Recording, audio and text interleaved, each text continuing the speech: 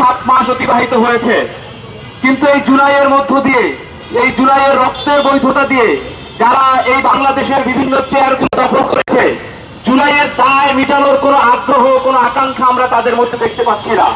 তারা এক ধরনের খেলা শুরু করেছে। এক উপদেষ্টা বলে, আমরা তো আওয়ামী লীগের বিচার করতে চাই কিন্তু পারছি না। কেন পারছি না এটি তারা পরিষ্কার করে বলতে পারছেন না। আবার এক এক গ্রুপ বলে যে আওয়ামী লীগের বিচার একটি লম্বা সময়ের প্রক্রিয়া, কিন্তু তারা জানেন না এই লম্বা সময়ের দীর্ঘ প্রক্রিয়াকে বিভ্রাঙ্গুলি দেখিয়ে জুলাই আগস্টের মধ্য দিয়ে ছাত্র জনতা রাস্তায় নেমে এসে আওয়ামী লীগ ঘটিয়েছিল। আপনারা জানেন বর্তমানে প্রায় 20 অতিক্রম করেছে। কুয়েতে আমাদের এই সহযোদ্ধারা জুলাইয়ের আন্দোলনে যে সমস্ত সহযোদ্ধারা রক্ত দিয়েছিল, সেই সহযোদ্ধারা একটা যৌক্তিক দাবিতে তারা অনশন করেছে। সেই অনশনের যে হাত এবং সেই অনশনের তীব্রতা সেটি বাংলাদেশের প্রত্যেকটা শিক্ষা প্রতিষ্ঠানে ছড়িয়ে গিয়েছে।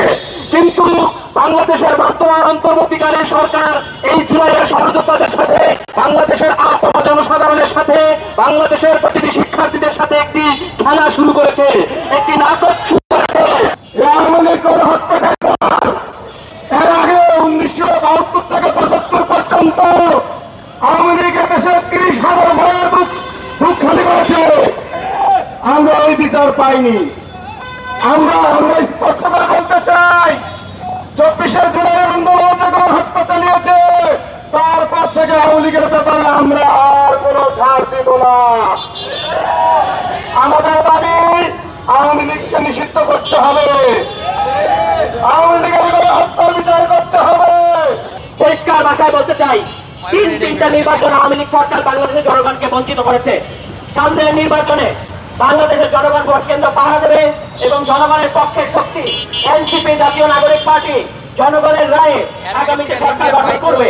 এবং এই যারা এখনই কারচুপি করা ধান্দা করতেছেন, আওয়ামী লীগকে সরাতে 15 বছর লাগছে, আপনাদেরকে 15 মাসও লাগবে না, এই কথা বলে দিচ্ছে। এবং আজকে যারা প্রশ্ন করতেছেন যে আপনারা কারা, আমরা হচ্ছি তারা যাদের কারণে আপনারা এই গণ অভ্যুত্থানের পরে রাজনীতি করার সুযোগ পাচ্ছেন, মাঠে নামার সুযোগ পাচ্ছেন এবং বীর করতে চালাবাজি করতেছেন। লজ্জা থাকা উচিত আপনাদের। 15 বছর আপনাদের কোনো খোঁজ ছিল না।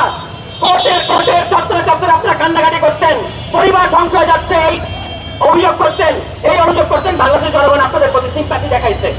এখন আপনারা বলতেছেন এই জুলাই গণ অভ্যুত্থানে যারা নেতৃত্ব দিয়েছে সেই ছাত্র তরুণদেরকে বলতেছেন যে আপনারা কারা, এটার উত্তর একবার 5 অগাস্টে আমরা দিয়েছি, দরকার পড়লে আবারও দেওয়া হবে। আওয়ামী লীগের কারণে যে গণহত্যায় অংশ নিতে বাধ্য হয়েছেন, এইটা থেকে এই 5 বছরের একটাই রাস্তা, আওয়ামী লীগের বিরুদ্ধে তীব্র অভিযান পরিচালনা করেন।